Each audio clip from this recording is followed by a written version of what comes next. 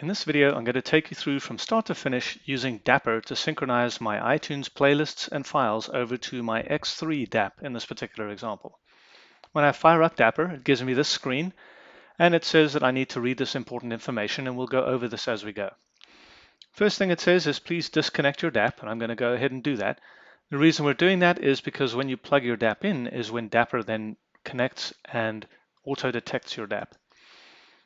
Dapper is going to copy my music from iTunes over to the DAP.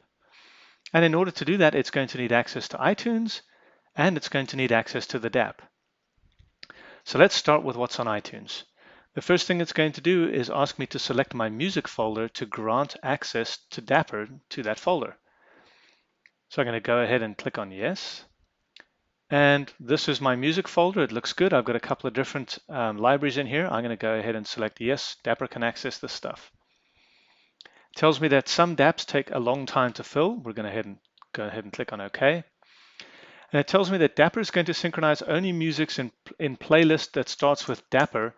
And in fact, there's been an update. Any playlist that begins with the word Dapper or any playlist that's inside a folder that is named Dapper is going to get synchronized over. And we'll see that in a second. While it's syncing, don't press any buttons on the DAP. Some DAPs actually disconnect if you do that. And it says, please connect your DAP now. So I'm going to go ahead and plug my X3 into my Mac. X3 is now firing up.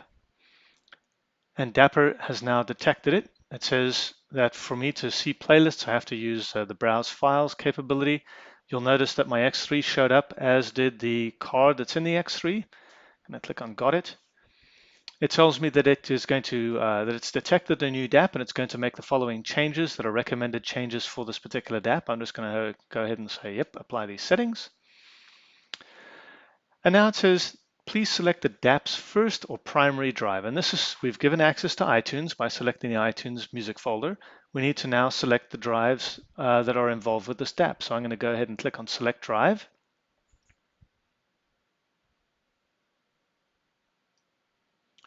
And in my case, the first one is X3. That's actually the first drive in this DAP. You could name it, select whichever one you wanted. I'm going to use that as my first drive. And now I'm going to select the second drive, which is TF1, and use that drive.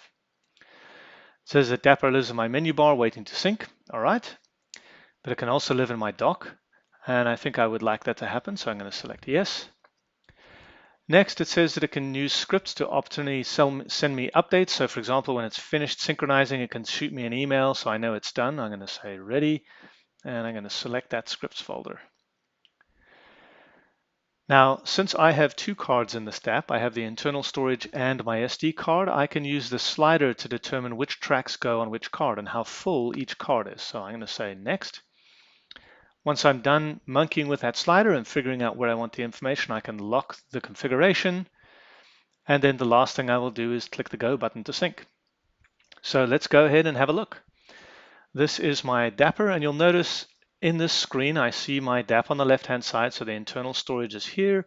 My SD card is here, and I have 0 bytes allocated to each because I don't have any music. You'll notice in this playlists area here, it says no playlists are going to get synced. So the first thing I guess I need to do is go over here to my iTunes library and let's select some music to synchronize. Now, I have lots of different music in here, but none of it is in a playlist that starts with the word Dapper, and none of it's in a folder called Dapper. So I'm going to go ahead and create a new playlist folder, and we'll call this Dapper. And in fact, I want it to be out here in the main area. And now any playlists I put inside there are going to be synchronized. So let's go ahead and I'm going to take my workout mix that I normally have, and I'm going to go ahead and copy that over here to the Dapper directory. And so now my workout songs are going to synchronize over. And in fact, if I go back up here into my into the Dapper menu and show it, it's going to read the iTunes library here. I found that there's one playlist, and it looks like between the two of them, there's about 300 megs, 152 on one side and 115 on the other. So let's go ahead and test this. Let's go ahead and click on Go. It tells me how much it's going to copy and how much it's going to delete. I can elect to show me, so it'll show me all the things that it's going to copy over. You'll see that in the case of the red files, these are things it's going to delete. So those are files that don't need to be on that DAP. just wasting space, and let's click on continue. So now you'll notice it's actually copying over to both of those cards at the same time. It's copying the internal stuff here and the external stuff. I can move this slider to determine which artists I want on which card to evenly distribute my music. So in this particular case, it looks like it's about right, 150 on each. But as you get closer, or if one card is 128 megs and the other one is, or 128 gigs and the other one is smaller, you might want to slide the slider to differently allocate your music. Let's go have a look at what's happening on the cards. So here are the two cards, and as you'll see, as things copy over, it's creating the folders for the particular artists, and inside of those, it's creating ones for the particular albums, and inside that, it's putting not only the music, but also a folder.jpg so that my album art is going to show up. Once it's done, it also saves the particular playlist file, so my DAP will be able to play this particular playlist. So that looks pretty good. I've got everything copied over. Let's go for the gold and copy over a bunch more stuff. So I'm going to go back into iTunes, into my Dapper folder here, and let's create a new smart playlist. And we'll say, well, I want,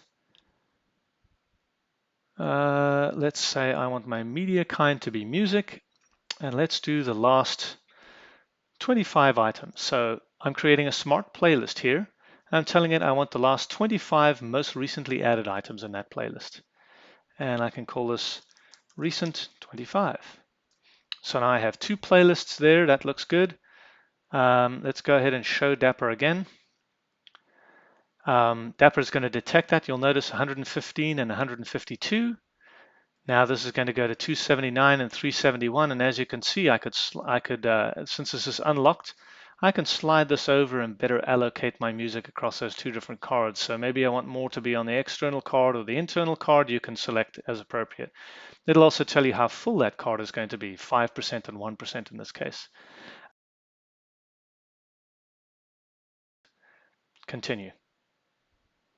And so it's copying those things over. Now, while it's doing that, I'm going to go back into iTunes. I'm going to duplicate this. And let's not make this recent 25. Let's make this recent 200. And we'll edit this playlist and tell it we don't want 25 items, we want 200 items. Click on OK. And I'm done pretty much with iTunes. I'm going to go ahead and quit it. And what Dapper will do is once it's finished synchronizing, it will look at iTunes again. It'll find that third playlist, and we should see these numbers jump quite significantly. Instead of 338 megs or 312, I would expect there's going to be quite a few more than that. So let's wait for this to finish.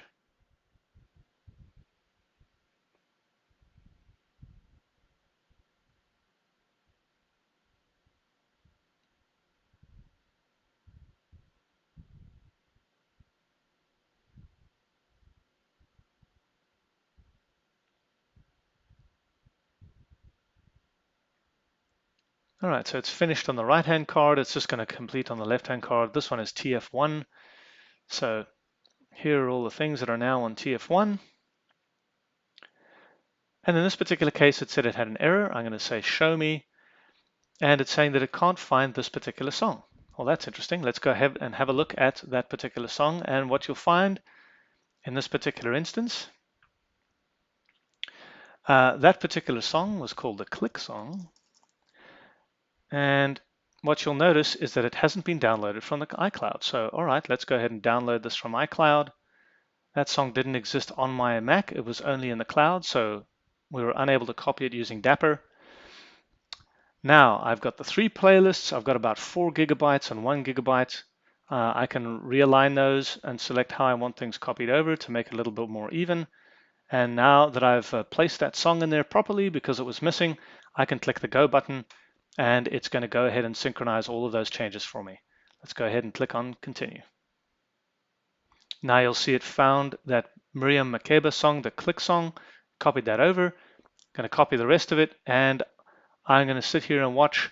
It tells me how long it's going to take, about 1 minute and 5 minutes. And once it's done, I will have all of my music, including not only the albums and the artists, but also the folder.jpg file so I'll have previews, and it's literally that easy.